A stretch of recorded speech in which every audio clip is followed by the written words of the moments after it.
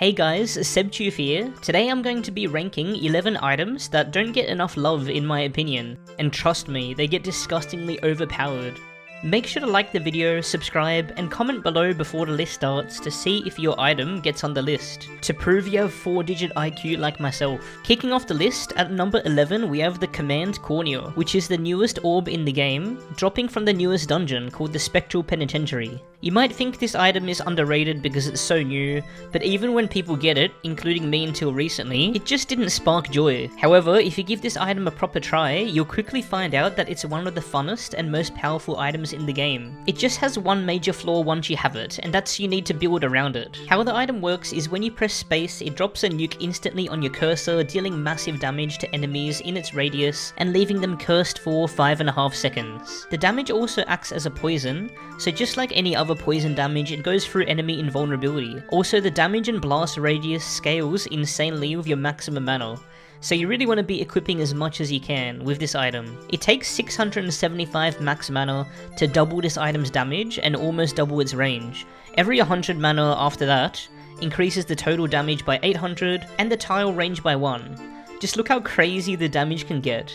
It just takes one spacebar to clear every minion of a Lost Hall's Oryx room, except for the middle dude since he's invulnerable, and you clear any nest room in a single ability use, except for the worms that spawn. It even does a good job at killing the bees and the nest colony things because it skips their invulnerability phases since it ignores it. You also push the cult first phase in a second, and these clips I'm talking about were all done before the enchantment update. Imagine how crazy you can make this item now that the maximum mana can reach way higher. I'd be surprised if you can't reach 10k damage per ability use. Now this power is at the cost of your entire mana bar. The item description says, on ability use, consumes all your available MP and quiets you for a brief duration, being 0.4 seconds. Many people incorrectly assume that the damage scales with the mana that's consumed by the quiet, and that's just not true. It's just your max mana it goes off. So even when you use the ability when you only have the minimum cost of 200 mana, it does the same as if you have full mana, if you have like a bar of 1000. The only thing really limiting you is the 5-second cooldown the item has. But if you're not in combat and you have a good pet because you watched my critically acclaimed Divine Pet video, you have the mana you need to use it right off cooldown again. One way that you can take your Cornea set to the next level is having a swap out Primal Arcana, because it has a strong passive effect, where it gives you extra shots without having to use your ability, which acquired it anyway, and you have heaps of DPS stats. So this is perfect for while you're waiting for your Cornea cooldown to come back up. Crazy item, but hard to acquire since the dungeon drops so many different other items. It drops pretty rarely, that's why it's so high on this list. Guys, red alert. There's a big change coming that was announced during the editing of this video, and it might already be in the game by the time this video is uploaded. Surely I'm about to tell you that Deca is nerfing the Command Cornea, rendering this whole part useless, right? It already seems a bit too good compared to other orbs. Nope. They are literally buffing it insane amounts. They're lowering the scaling by 25%, which is a 25% nerf, but it's for the insane buff of no more quieting you and reducing the cooldown to 1 second from 5 seconds, an 80% decrease. What the fuck? I know this is the last item on this list, but depending on how much people catch on and how strong this item is, which I imagine it's even crazier than what I've shown you, this would probably appear on the top 3 in the video. At number 10, we have... Okay, I'm kind of cheating with this one, because it's not one item, but 3 different ones, but it's basically 3 different really easy to access slowing items, and they're actually the best slowing items in the entire game. It's the Honey Orb, the Ronin's Wakizashi, and the Scepter of Fulmination. You really want to have access to slowing unless you're just that goated at the game and you can dodge every shot, because it makes bosses significantly easier, such as the Crystal Worm Mother in the Fungal Cave-in, and the Killer Bee Queen and the Beekeeper from the Nest. And also all of the minions from those dungeons, because the creeps from these dungeons want to give you a literal killer lap dance the second they have the chance. Now everyone knows how OP Fulmi is, but for that one guy that doesn't, that's watching the video, it's a rare drop from the Mad Lab, and for its cheap ability use, it basically slows every enemy you see for 3 seconds. It's pretty easy to chain to permanently slow, and it also allows you to swap to other scepters to deal more damage while the enemies have their legs cut off. The other items I mentioned just previously are way better for slowing, so they're easier for permanent slowing and for swapping with other items. The Ronin's Wakizashi for the Samurai is a common drop from the Cursed Library minions, and this one instead slows for a whopping 6 seconds for the same mana cost as the Fulmination. So double the slow over Fulmi and easier to find. Even crazier is the Honey Orb, which has its slow duration and radius scaling with its mana. At 75 Wiz, this orb slows for 5.5 seconds with a 4.5 tile radius, and it only gets better with more Wiz, which chances are you'll have since Mystic maxes at 75, and there's so many items that give Wisdom without even trying, not even including enchantments. I way prefer this over the others as a slow because it's possible to miss the Fulmi and the Ronin's wacky ability, but you're trolling if you miss the orb since its slow acts instantly on your cursor or even decently around it. The Fulmi needs to hit enemies in a cone, so if you're a laggy bitch like me, there's a chance you'll miss. And yeah, since Honey Orb is like double the slowing time, it's way easier to swap into other items like the Primal Arcana to deal way more damage. I forgot to mention that the Honey Orb is an extremely common drop from the Hive. It's pretty safe to say that this is the best slowing item in the entire game, right? On top of everything I mentioned, all 3 items are tradable and the blueprints are extremely common, so you're not allowed to cry in the comments about you not being able to get one. At number 9 we have the first ST on the list, the Astronomer's Gown. Now you probably don't even know what the heck this item is, but you most likely got one of these tokens while doing Oryx Freeze. It's the most recently dropping in the game ST set alongside the Trickster ST set from Spectral Penitentiary, but has technically been in the game for over a year. It's just been locked behind pay to win for a while. However, now you can forge it by getting one of these item stacks from Oryx Free and bringing it to the forge alongside 60 ST forge materials including an ST armor and 600 forge fire. Is it worth the craft though? Hell yeah it is! This robe is really simple. 15 defense and 7 attack, with the ability proc where you gain 3.6 seconds of Energized. Now, Energized is one of the best buffs in the game, if not the best, because it's so rare. It gives you 10 extra mana per second even if you're in combat, which is equal to 80 wisdom worth of regen. This is really comparable to one of the best robes in the game that you most likely have heard about because it's not underrated. A lot of people talk about it, the Twilight Shroud. This item has less favourable stats in my opinion. Maybe if you're a noobling they're better. It's 60 HP, 50 MP, 10 def and 5 speed. I prefer the attack to be honest. However, the effect of the Shroud is the reason why people talk about it so much. You restore 100 mana on shooting when in combat below 50% mana with a 5-second cooldown. So if we compare the robe effects, the Astronomer's Robe gives 10 mana per second permanently, and the Twilight Shroud gives 20 mana per second. But the Shroud comes with a steep cost where it requires you to be in combat, and it's not really worth choosing to get into combat to proc the ability, because once you do, it guts your wisdom regen and your pet M heal. I prefer dodging the bullets personally, so unless you're constantly getting hit, the Astronomer's Gown might actually give you more mana than the Twilight Shroud. Plus, you need to do shatters for that robe, and who the hell wants to do that? I guess if you want to make your mana regen even more bananas, you can always swap to the Shroud when you do take damage, and then swap back to the Astronomers for absolutely disgusting mana regen. One thing that you can do is if you have one of those extra astral stacks from Oryx Free, you can craft an Eye of Divination as well, which is otherwise half the cost in the ST materials and the Forge File. This ring gives a solid amount of HP and MP based on your current attack, and you get 33 more HP and MP from the 2-piece set bonus as well as 4 attack. The ring also increases the duration of the Energize to 5.6 seconds. Now, don't get tempted by completing the set or just crafting the staff with the orb, because I don't think they're worth the craft. They cost 2 of those astral stacks, and they're not good enough in my opinion. But isn't the Astronomer's Gown surprisingly cool? Next up, in the 8th place, we have Tier 0 items. Now, it's natural to underrate tier 0 items, since they are the starting tier and generally in games you want to progress, you know? There's no doubt that equipping higher tier weapons, armors, and rings makes your character stronger. This is generally the same with abilities as well, since they give more stats on equipping and their base effects are stronger. Though as you go higher tier, the costs do rise, and sometimes the scaling or the effect of the item stays the same with each tier. Like for example with shields, how they all stun for the same amount. There's also the fact that tier 0 items items are becoming harder to obtain thanks to account levels, which makes you start your character off with higher tier gear. You can still currently get them for free though in the top right of the bazaar. You might just have to check a few of the bazaars if you're looking for a specific ability, since it only shows a few at a time. This isn't about all the tier 0 abilities though, it's just 7 that are worth respecting in my opinion. I'll start off with the weaker examples, but they become bonkers later. Firstly, the tier 0 helm and seal both actually have the most mana cost efficient berserk and damaging buff at 50 and 75 wisdom respectively, and only become more efficient the more wisdom you get.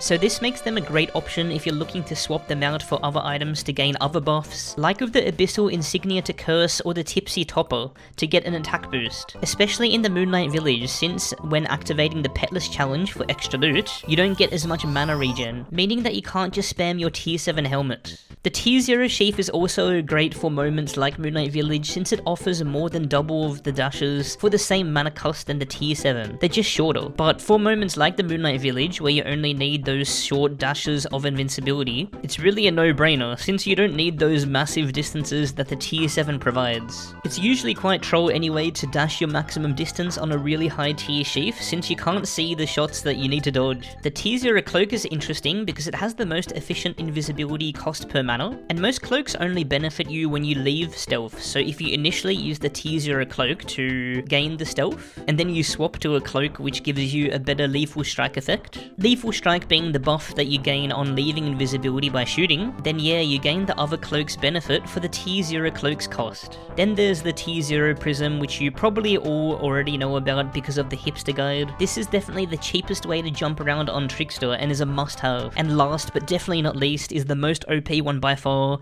it's the tier 0 tome. Chances are you probably already know about this one. The tier 0 tome is so crazy because the heal starts becoming better than tier 7 at 75 wisdom, which is the minimum that you'll get when you max a priest, and it only gets much better when you do get more wisdom than that, which is easy to get since exalts give wisdom, and a lot of gear that you'll be equipping have extra whiz on it as well. Even the healing passive effect is the most efficient on a tier 0 tome, that gives you 20 health per second. And another great thing about the tier 0 tome is that you don't have to worry about offloading so much mana at a single ability usage, potentially overhealing. The healing is smoother. The cons of course are the less stats and the XP bonus, but you can always momentarily swap to the tier 0 tome when you do want to heal, and swap back to the higher stat base item. Tier 0 items also work great at proccing ability based items, especially the Moonlight Village items like the Kimono and the Kage no Hikari, since the tier 0 items are almost always the cheapest. It's quite silly that brand new accounts can start with items that outclass the ones that have a small chance from dropping from basically the last boss of the game. In place number 7 we have the Steam Pipe.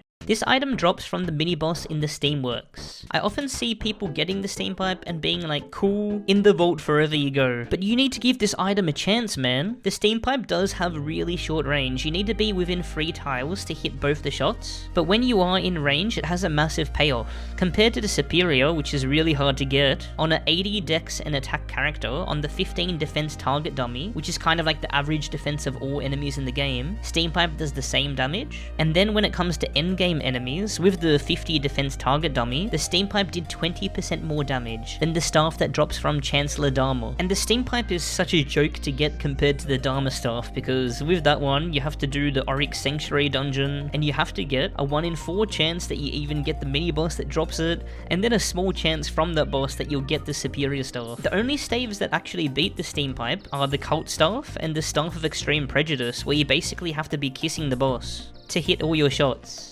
Steam Pipe is much more possible to hit, especially on chasing phases. It also doesn't have that pesky shot pattern with the winding shots that most staves have that I hate with a passion. Again, this is amazing in the Moonlight Village or wherever you're confident to get within the 3 tile range of your enemy, especially with the more endgame enemies. Just make sure to carry a swap out staff for when you can't get into kissing range. Give the pipe a try. It's time for item number 6, and that is the Crystallized Mist. This item is basically a ring where when you take damage you go invisible. This item has been so slept on that it's been buffed so many times. It used to only give 6 defense and 6 speed, and had the effect of giving invisibility for only 3 seconds when taking 100 damage, with a cooldown of 60 seconds. Admittedly, that is pretty shit, but it was a reusable ghost drum. but now it's just crazy. It's got an extra 60 HP and 2 speed, and the damage you need to take to proc the ring is dropped to 50, as well as the cooldown to 40 seconds, and the invisibility was almost tripled to 8 seconds. Holy jamoli. This ring isn't one that you'd use exclusively, but at times it can be extremely useful. Whether you're a leecher learning the game, someone looking to rush dungeons to farm faster, or a pumper looking to lay down the DPS, this ring is underrated by you. For people learning the game, it makes many phases significantly easier.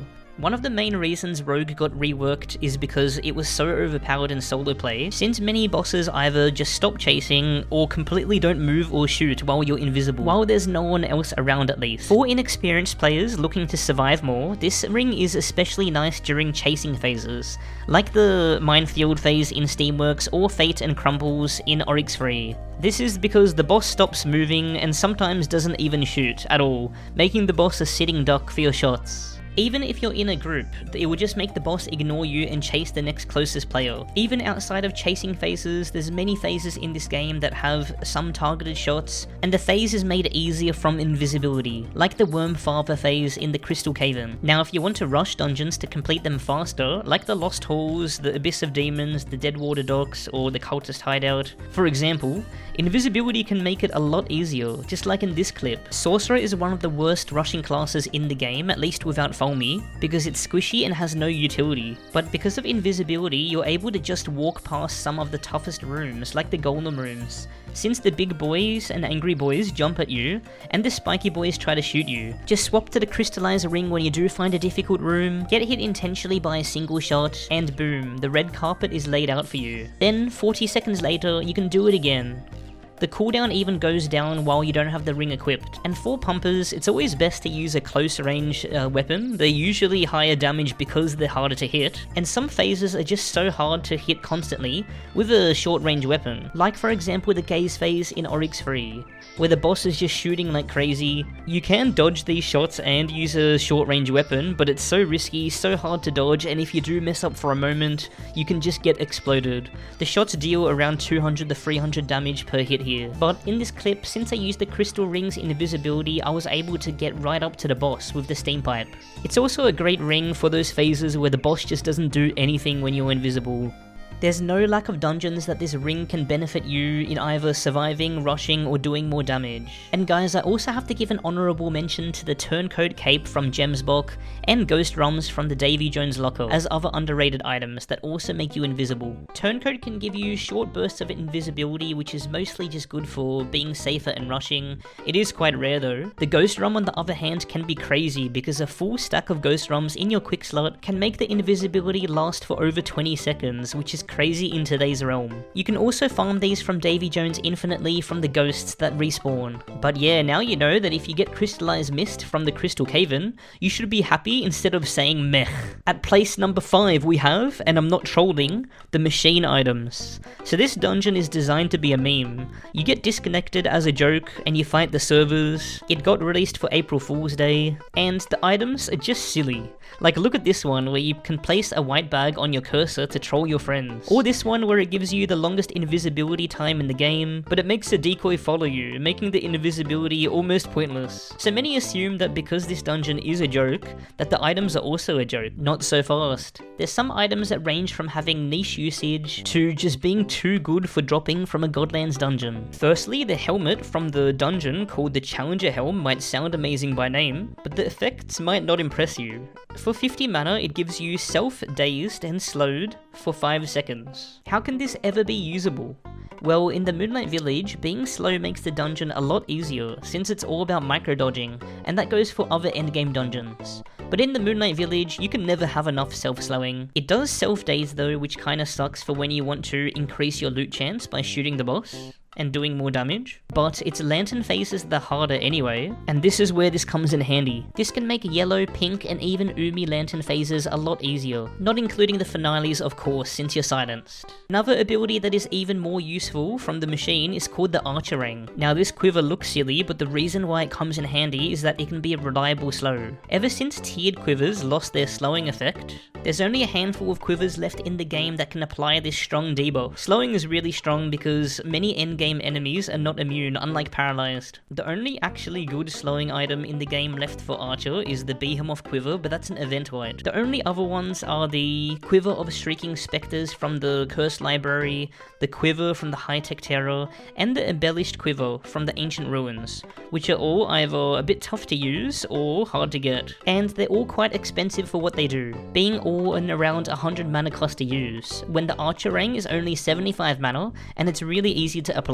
So having this as a swap out slow is a surprisingly good option. Now more recently, 6 new items got added to the machine, which are all weird, 4 of them being because they just suck and look dumb, but the other 2 are just too powerful for how accessible they are. The Fabulous Flail being the first one I'll talk about is a sword that rivals the tier 14 in damage, which is crazy if you think about it because the tier 14 weapons can only drop from Oryx Free, Umi, and the last boss of the Shadows. However, hitting with this sword is a bit annoying since it does have a slow projectile speed and it does split into 2 shots. A much better weapon than this that drops from the machine is the Blade of Blooming. This weapon seems really stupid and unusable since its fire rate is at 10%, but as long as you're not using it to clear many different minions, it actually is really underrated. The damage of this katana actually does the same as tier 14 and scales better since it does more damage per hit. On top of this, it actually outranges the tier 14 katana, so it's really good for killing bosses. You just don't want to leave your order fire on in case your shots get eaten by the boss's invincibility, which will make you rage. Another step up from this weapon, the best item by far from this dungeon is the Groovy Mango,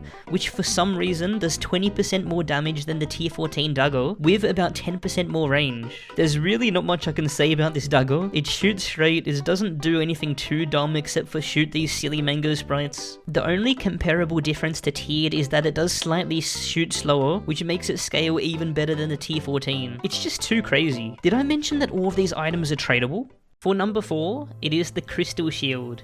This item drops from the Crystal Worm Mother, and it might be not only the most unique item in the game, but also the most slept on. While holding spacebar, it reduces your speed and gives you armored, but if you take a hit while you're armored, you shoot back a shot in the same direction it came from. So if you're like me who can't dodge anything, this can be insane. Now this item used to be stupidly strong, blatantly overpowered. It used to give invincibility instead of armored when holding down space, so as you can imagine, a bit too crazy. It was the survivability that was a bit of an issue since you can just hold it down in Moonlight Village, so they changed it to armored and they've since heavily increased the damage. I actually made a video already solely dedicated to how this item was super under the radar in my opinion, and its damage has at least been doubled. Even more if you equip defense because of the new defense scaling it has.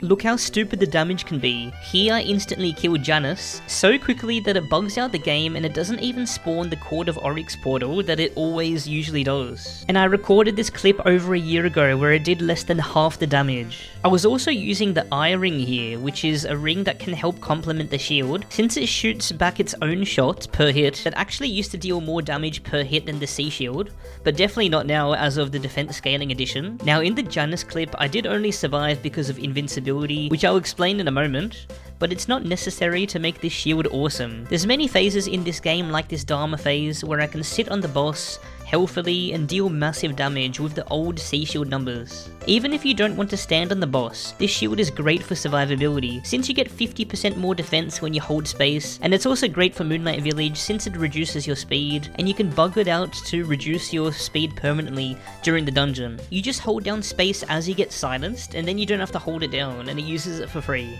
Let's talk about some other items that can complement the shield other than the defense ring and the eye ring. Another shield that can greatly help is the Cogbold Cow's shield. Since on ability use, when you use it, you gain a 30% damage reduction for 5 seconds, which makes standing on enemies or near enemies easier. Also, it gives you 15 or 20 defense, depending on how much HP you have, that helps your sea shield do even more damage, because of the defense scaling. Armors that can really help you are the Alien Armor and the Royal Guard's Cuirass. This is because invincibility with Sea Shield is insane. It's the only reason why this person lives in this clip where they deal 80,000 damage to the first Shatters boss in a split second, with the old damage numbers as well. By the way, the Sea Shield still shoots shots back even if you get hit during invincibility. The Alien Armor isn't obtainable at the moment. It's supposed to drop from a UFO event that can spawn in the abandoned city, but it's bugged. Hopefully it comes back soon. How it works is when you take damage under 50% HP, you go go invulnerable for 1.4 seconds, which can be long enough to take a stupid amount of shots, but it's got a 3-minute cooldown. The only way you can die with this armor is if it procced without you noticing, or if you take a shot that exceeds 50% of your health, which is pretty hard to do. Similarly, the Royal Guard's Cuirass, which drops in the shadows, gives you a more frequent invincibility, where if you're in combat, you get damageless for 1.6 seconds, with a 20-second cooldown. The armor only procs in combat when you shoot, so timing it to sit on enemies is possible, but very scary. Like, I do it here against the Puppet Encore enemy that actually does an insane amount of damage, but thanks to the invincibility they die almost instantly, and I don't take much damage compared to without the armor, where I'd almost definitely get oofed. Another item that can help you that is very similar to the alien armor is the Amulet of Restoration. This offers the longest single invincibility at 2 seconds, but it does have a 30-minute cooldown. Unless you change locations, it resets whenever you enter or leave a dungeon. It also procs at the 20% HP amount instead of 50% HP like the alien armor, so it's a lot easier to die with, since if you get hit by a single shot that exceeds 20% of your HP, it would just kill you. Crystal Shield is definitely a lot stronger than people think, and there's definitely many other crazy things you can pull off, like the insane damage you can deal to the Shadow's first boss.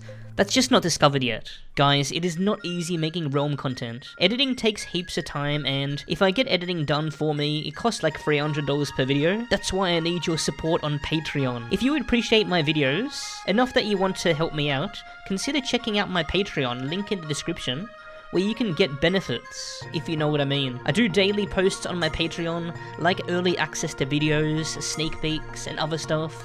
You get access to special Discord channels where I record my videos in the voice chat. You can get a shout out during this part of the video, like these amazing people on the screen, and also the very beginning with the Omega fan tier. Any support is extremely appreciated through the link below.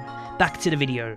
Only 3 to go, and the third is the Battalion Banner, which drops from Basil, one of the O3 mini-bosses. The stats on this ring are nothing too great. It gives 90 HP, 4 speed and 4 dex, but as always, it's the special effect that makes it bonkers. When you use your ability, you place down a banner that grants damaging to players within 3 tiles of it, and it lasts for 4 seconds, with a 10-second cooldown. Now, there's only a handful of classes that can give themselves damaging, and only Paladin can give a group damaging, unless you have this ring. If you use it as often as you can, you have a 40% uptime. You don't even have to be wearing it actively, you just need to swap to it when the 10-second cooldown is up, use an ability, and boom, the banner is placed again, where you can then swap out to a ring with more ideal stats again. Damaging boosts you and your teammates' DPS by 25%, and it stacks with other buffs and debuffs like Berserk and Curse, so this ring is really strong for something you only need to swap out momentarily, less often than every 10 seconds. It used to actually have a 40-ish second cooldown, where I still think it was good. Now it's just crazy since it got reduced to the 10, and I feel like not enough people know about it. Another great thing about the banner that not many people have realized is that it actually does a good amount of damage on its own. It does between 400 to 600 damage per second within a 6-tile range of the banner you place. This ring is really great for Moonlight Village because you can place it 2 times per DPS phase, and especially if you're running the petless mode, you don't have enough mana to spam damaging, and probably not even the class, so it gives you heaps more damage through the damaging buff and the base damage that the banner does. And it's really easy to place on the boss, and the bosses linger around the same area. So next time you get a banner from Basil, give it a try. The very second most underrated item in my opinion is the Ghastly Drape. This is a rogue ability that drops from the Haunted Cemetery. First of all, it's got Dekka's smallest tooltip. It didn't even fit on the screen, so I couldn't get a clean screenshot. Dekka moment. This item is also great on its own. It gives 5 attack and 3 whiz as base stats, and it's got great scaling with wisdom, just like the tiered cloaks. The main reason why we're talking about it today though is the Lethal Strike, because it's the most unique one, and it can make you deal some crazy damage. There's a few reasons why this cloak's Lethal Strike is unique. First of all, it shoots out these weird shots, but the main reason why we like it is because the Lethal Strike lasts 4 seconds, the longest one out of them all. Unlike the tiered cloak, which lasts closer to the 2.5 second amount. The thing is though, if you proc the drape, so the first ring comes out, then you swap to the tiered, it makes the tiered cloak's extra shots last way longer, while still, for some reason, doing the extra damage per shot that the drape says it does, including its whiz enchants. Because of how Lethal Strike works, how it does the increased damage per shot, shot, you want to get a dagger that shoots as many different projectiles as possible, like the Archangel's Judgment. I was able to get 75k damage on the target dummy, and this was a very shit build with no whiz enchants. You want to get as many whiz enchants as you can because it scales really well with whiz. I've been told that you can get past 200k damage in 5 seconds with the perfect build, and this item you can get from a baby dungeon like the cemetery. Sure, the Archangel's Judgment is a bit of a pain to get since it drops from the shadows, but second best is the Corruption Cutter that drops from another baby dungeon called the Cursed Library. If you're looking to do the most damage in the game, this is the way. Now, for the most underrated item in the game, and it's in my opinion the most brokenly busted right now, we've actually already talked about this one. Can you guess what it is? It's the Amulet of Restoration. For this item, you need to get the Amulet of Dispersion from the Haunted Cemetery, which is quite a common drop, and then you need to upgrade it with the Vial of Soul Extract, which is not quite a common drop, from the Spectral Penitentiary, but it is damn worth it. First, the stats, which you just can't cry about. It gives 60 HP, 60 MP, and free of all the other 6 stats. So as far as total value gets, it's pretty damn good, but the effects are way better. The weaker effect is called Last Stand, where it makes it that if you shoot below 20% of your HP, you get healing, berserk, and armored for 4 seconds, and this has a 30-second cooldown. But the much more overpowered effect, and the main reason why people would be using this ring, is the ability called Soul Concentration, where if you take damage below 20% HP, you gain invulnerability for 2 seconds. And heal 120 HP with a 30-minute cooldown. Now at first thought, you'd probably think this isn't too crazy. A 30-minute cooldown? Are you out of your mind? And only a 2-second invincibility? You must be trolling. There's a lot of things that you will overlook at first glance. The crazy thing is that this invincibility can actually make you unkillable in the game. How it works is if you look at your health bar and look at the portion which is lower than 20%, as long as you take hits that would only reduce your health to a HP amount within that 20% HP, you will gain a 2-second invincibility, even if it's a shotgun of bullets. Like if you're running through the carcinogenic biome with all of the insta-kills there. However, if you get hit by a shot that would skip that 20% amount remaining, it will kill you. That means it scales really well with HP, since the more maximum HP you have, the bigger that 20% remaining buffer will be, and you'll be able to take higher damage shots and be safer. And with the 30-minute cooldown, it does actually take a whopping 1800 seconds for it to refresh, until you can abuse the invincibility again, but it actually resets every time you enter a new instance, like a dungeon or nexus. So something many players do is as soon as this invincibility procs, they nexus to refresh it, and then they do almost whatever they want until it procs again, and then they nexus again and repeat. With this strategy, there's literally no risk of dying, as long as you know ahead of time there won't be any shots that exceed that 20% of your HP, where the invincibility will always proc. Now, even though I believe this is the best item in the game for the average player, I'll never use it because it's chicken mode, and I'd rather equip more damage. And I hate nexusing. If you've watched me for any amount of time, you know this too well. But for everyone that isn't crazy, this ring is great for learning new dungeons. Just make sure to check the wiki pages for shots that could bypass the ring's damage. Also take into account getting exposed and cursed. It's also great for Moonlight Villagers, since that 2-second invincibility proc is often all you need to pass the second phase you're having trouble with. Oh, I should mention, since Realm of the Mad God is a funny, buggy game, grenades can actually bypass the ring, but if you recorded it and send it to Deco, they should revive you, if it does happen. But yeah, if you're sick of the unlimited insta-kills RotMG has to offer, and want to become literally unkillable, then it's time to hunt for this ring. But yeah guys, thank you so much for watching the video. Like, subscribe, and please consider supporting me on Patreon so I can keep doing stuff like this. I'm actually posting there every single day now, whether it's a poll, just keeping you up to date on what I'm doing, an early video, teasers, and much more. Also, more videos coming for you soon either way. If you enjoyed this, check out my other video on the top 10 most overpowered items in Realm of the Mad God. I love you. Peace.